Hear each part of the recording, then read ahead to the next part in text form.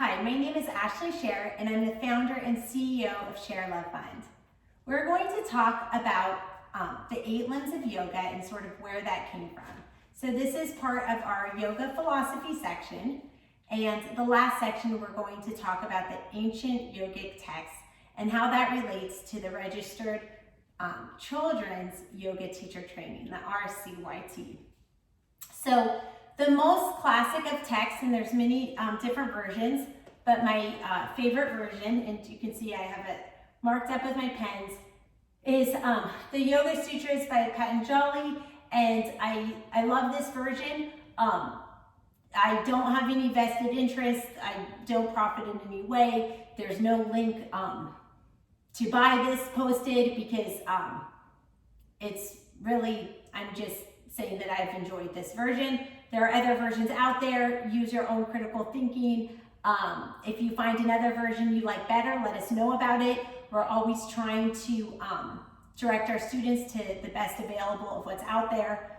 But this is a commentary of the 96 Sutras, which are the codification of the yoga's ethical code. This is the main text, and in our RYT 200 course, we go through each sutra in depth.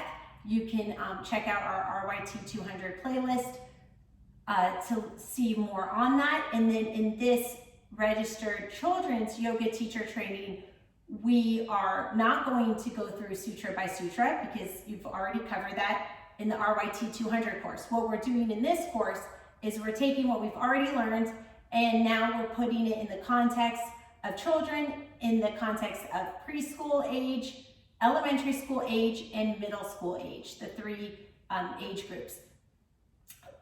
While I have these books out here, I will just show you for middle school, one way to sort of add relevance of yoga, because middle schoolers are very likely to be very resistant and not want to do yoga at all. This is the sutras in Spanish. I'll just show these 2 books. So you have the English version and Spanish version, and this is a way that let's say you're a physical education teacher for middle school. This is a way if you wanted to speak with other teachers to integrate what you're teaching in terms of yoga, if you wanted to integrate that across different disciplines, one way to do that is maybe for native Spanish speakers, because it is a little bit hard to digest this, but maybe for a Spanish class to sort of challenge native Spanish speakers, they could read some of this yoga philosophy stuff in Spanish. Again, they wouldn't be reading it as religion or as definitively right or wrong. They would be exercising their own critical thinking as they read it. I agree with this, I don't agree with that, but it's very easy to add the foreign language component to yoga to make it, to implement what you're teaching across a variety of disciplines and sort of add context to language learning for children in an age-appropriate way. ShareLove.Fund is the #1 content provider by volume for the women's ward at Rikers Island Jail in New York. We have provided content in English, Spanish, French, and Italian, and we are the #1 content provider for Spanish and English. I don't know about French and Italian, but we have not measured that because honestly, we have not provided very much in that area.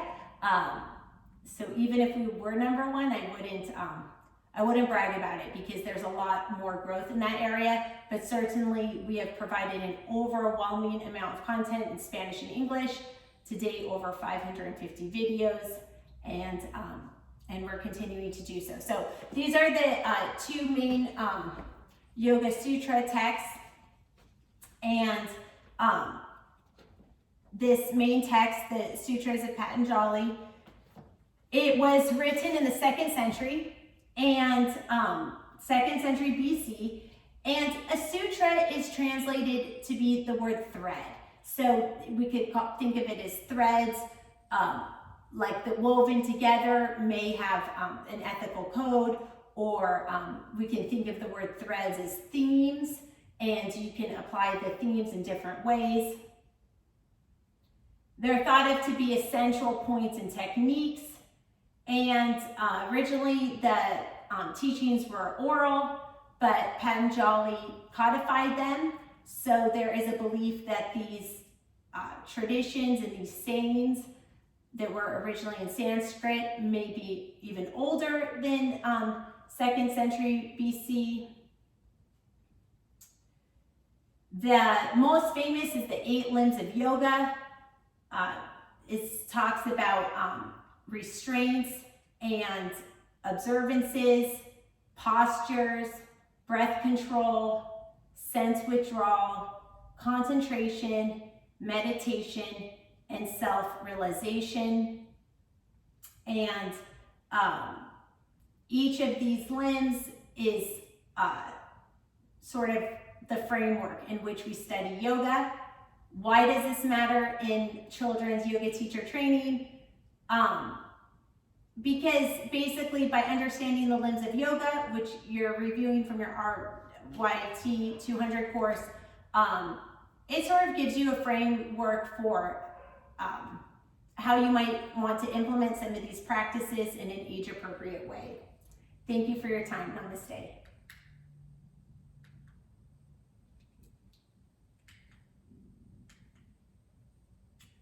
Technical difficulty.